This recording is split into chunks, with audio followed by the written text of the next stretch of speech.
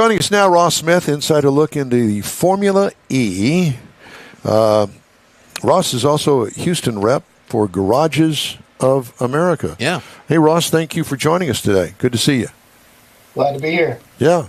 Well, so where do you want to start? I mean, do you want to start with Garages of America, or do you want to start with Formula E? Looks like you're in the Formula E suite. So this is what the FIA garage looks like. This you can even see the scales behind me there. Yeah. So I took this shot specifically for give the feel of being there. Well, you could have just said, yes, we're here now. We're coming. And where is that garage located? This one is actually in Portland, where we worked Formula E. Portland, Oregon. Correct. Okay. Because there are other Portlands. I just want to make sure it wasn't Portland, Iowa or something. Yeah, Portland, Oregon. Yes, okay, sir. Very good. And I assume that's where you live? I live down here in Houston. Oh, you do? Okay. I'm in the Woodlands. All right. I'm just trying to get the landscape here. Yeah. All of that. All right. So let's talk about Formula E. And for those that are not familiar with it, and I'm not that familiar with it, it's the electric version of Formula One, is it not? Correct. Absolutely. Yeah. And there's actually quite a few previous Formula One drivers that run in this particular series.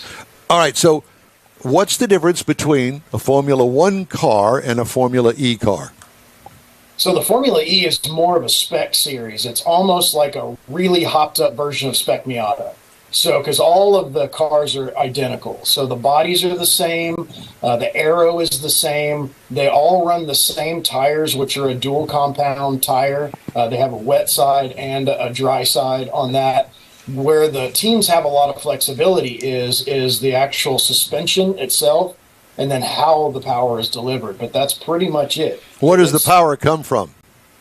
So it's an electric motor in the back. It's about 400, the equivalent of 400 horsepower. But what's interesting about this is they actually have a part of the track where you can have a boost up to 470 that you can use once per race. So where does that boost come from? Does it come from the batteries of the car? It does. And it's interesting because of the telemetry that's on the car. When it reaches a certain point in the track, which is different for every course, they can use that particular part of the track, and that kicks the boost in. So you hold the button as you approach that little section of the track, and then once it hits that section, boom, there's your horsepower. Yes, sir. Wow. That sounds like a lot of fun. You better hang on. Yeah, just like in the video games. You cross the edge. Well, it plays a lot into the strategy. I don't know if you're familiar with World Rallycross, but they have something similar called the Joker Lap that they have to take once a race. Well, this is kind of a little bit of the opposite. They get an extra boost one time during the race on that particular. Where you use it or when you use it is up to you. Well, did you watch any of the cross-country road course stuff that the bicyclists were? Did you know that there is a feeding zone? There's a feeding zone. And it's, I don't know, about 3/4 of the way through this 22-mile course of bicycling for the Olympics, right? And you have to, if you're going to eat anything, you've got a certain amount of mileage, and it's not much, to eat.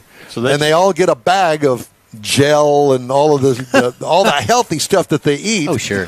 And I'm thinking, wow, this is kind of like that. You get a boost, and you can see you can only use it once. You can only use it once during the race. So it's up to you. Do you want to use it right out of the gate to try to get up front, or do you want to try to use it to pass somebody mid-race? Well, yeah, but you better be in position to use that horsepower in that boost area. Absolutely. And it's, like I said, it's a driver's series. I would say that when I was watching, the lead changed 6 or 7 times. I mean, it's really good racing to watch. Well, let's talk about change. Do you change batteries in it? You do not. 2 cars. You do not. And Jeff says you got 2 cars. Yes, you do have 2 cars. You got 2 cars that you can use. Okay, so at what point do you say, okay, let's use car 2? And also, to expound on that, there's only certain times you're allowed to charge. Yes. Too, as well, during the weekend. So... Wait, stop. During the weekend? The weekend. So in other words, you have to qualify, practice, qualify, and then race? Correct. So you have 2 cars to do that with, and that particular weekend in Portland was a double header. We raced on Saturday, and we had a race on Sunday. And you got to charge in between. Correct. Now, aren't there rules that you have to have so much energy left at the end of the race in the second car when you cross the finish line? That is true, and that has a lot to do with, like I said, the 2 things that they have control over is suspension and power delivery. So if you decide that you want to set up your battery to use a certain X amount of power during the race or whatever that is, there's a lot of math that goes into that. Then, like Jeff said, you have to have a certain amount left at the end. Wow. It's like saying I got to have a quarter tank of gas whenever I get there. Yeah, pretty much. It's like looking at your phone and saying, okay, I have to have 15% battery by the time I get home. Yes. All right, so let's expand on this just a little bit more. Okay. Batteries weigh a lot. What's the difference in weight between the Formula One gasoline-powered car and an electric car? So the weight is actually very similar. So these cars with driver are about 1,700 pounds, and the battery pack is 750 pounds of that, just the battery pack alone. So there's no swapping batteries in the middle of the race. Actually, one of the Gen 1 cars, they had that capability to actually swap battery packs, but we're on the Gen 3 car now, and it's a much different car. Yeah. And how much space in the car? I assume that the thing is down underneath the car, the bottom of the car. Yeah, it's as low. They try to get the center of gravity as low as humanly possible with that battery. Well, what does it do as far as effect is concerned when it comes to aero underneath the car? Because in these kind of cars, I mean, it's really all about the aero. Right, and that's the thing. Is like you on a Formula One car, you can adjust aero. You can adjust, and on these you can't. The aero is fixed, so it goes along with the spec car. Wow. All right. Spec car being the key, so everybody's the same in that regard. It's basically like going to a circle track race, and there are certain divisions, if you will, certain categories of cars. You ain't going to touch that engine. The engine is sealed, signed, sealed, and delivered, and the only thing that you can really do is adjust the suspension on the car and the way it goes around the track. Correct. And these things are fast. They actually beat the 0 to 60 time for the Formula One cars. Yeah. The fastest they went was 2.49, and the previous record was 2.6. What do they sound like? That was a kind of a surprise to me. I was expecting it to be very silent, but when these things take off, they sound like a jet engine. Yeah. Like they have got a whine really to them. high-pitched whine to them. And you can tell when they're going by. Yeah. Well, what is it that's making the 200 miles whine? per hour. What is it that's making the whining noise? Is it the aero? Is it the electric motors? What is it? It's actually the electric motors up front, because you have electric motors in the rear that are actually the propulsion, and then you have the electric motors up front, which are actually regenerative, that are charging the battery. From braking. And they also have a different tire as well. They've got a tire with a tread, rather than a flat compound, harder tire, softer tire like a Pirelli would be, but they're cut tire.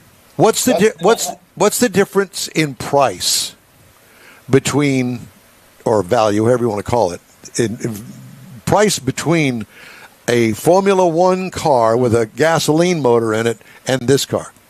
I mean, you're still talking. The Formula One cars are a lot more expensive, just in the fact that the development that goes into those is outrageous. So you factor that into the car. So that's one of the nice things about this series, and a lot of teams are looking at this really hard. Because, I mean, you've got Maserati, you've got Porsche, you've got a lot of manufacturers that are in this type of race. Do you have Cadillac? Not yet. Well, Come on. Come on now. Yeah. Well, but that kind of makes sense if they're all running the same tire, they're running the same battery setup. I guess are the motors the same? The motors are the same as well. They have to come from a specific batch, and they're all categorized. And that's one thing that we check, is make sure that they have the right serial number on the motor and driveline that they're supposed to have. So have you ever gone back and gone, now wait just a minute, he's cheating. He's got more ohms and amperage on this motor than I do. You ever do that? I have not had that issue, but the FIA has definitely caught some folks trying to work within the rules. Let's put it that way. So, being FIA, you're under the umbrella of the Liberty Media. Is that correct or no? You still own, because Liberty Media owns it. I work for an independent team that the FIA contracts for. We do a lot of stuff. We do Formula One, MotoGP. We do the World Endurance Challenge, Rallycross, Formula E. So we do a lot of different stuff. So we work for the FIA. Now, COTA's coming up September 26th, I think, out in Austin. That's right. Are you going to be any kind of things going on there with that event? Because it's going to be, I think absolutely. it's a WES. I think it's a world event. Yeah, that is the Lone Star Le Mans. Right. And we will definitely be there in force in the tech garage. Cool. How many electric cars, Formula E's, that you have on the grid when you start every race? Is there a limit? Well, right now, if I'm not mistaken, they have 24 teams. So would you be one of the 24 teams on the grid, the starting grid for the COTA race? So we actually work in the tech shed. We're the guys that they have to go through to get on track. So we work with all the teams in compliance and making sure that they're within the rules. So between you and me, how about this Cadillac Andretti going into F1 for 2025, 2026? What is your opinion on that? Because I'm an Andretti fan, and I hope they get it. So I got to talk to Andretti actually at Formula E. He was there in Portland, and got to comment to him while we were standing on the grid that I hope that he got there sooner than later. Yeah. Kind of snickered. So I'm in full support of them. I can't wait for them to be another American team. They're going to be a gorilla in the room. They are. They're going to be a force to be reckoned with, and I think that's what they're worried about. Well, too bad. Somebody's got to be. You bet. Oh no, more competition. Well, from 10, well, you said you got 24 teams on the east side. They've only got 10 on the Formula other Formula side. So right. what's one more? I mean, yeah, exactly. Would you allow a 25th? Really rooting for them. I think it's only a matter of time. Yeah. So hopefully sooner than later. Yeah, he was fixing to ask, is there a limit to the number of e-cars that, like the 24 they got, or is that just happens to be where they're at? I think that's where they're at right now. Okay. So 24 teams, you got 48 cars. You got to have garage space. You got to have all that. Well, I know, but you're only going to have 24 on the track. Right. So I'm just wondering, could you have 30 if there was 5 more teams showed up? Well, then you're adding double the cars too, so you got to have room and capability for that. Well, I understand. I'm just asking. Yeah, in Formula E, I think they're wanting as much competition as they can get. I don't think that they would turn away another team, and it's growing a lot. It's actually a lot of fun to watch. It is very, very good racing. It is. It's cool to watch. I've watched it on TV. Ross, is this your full-time job? No, sir. No, I actually do real estate.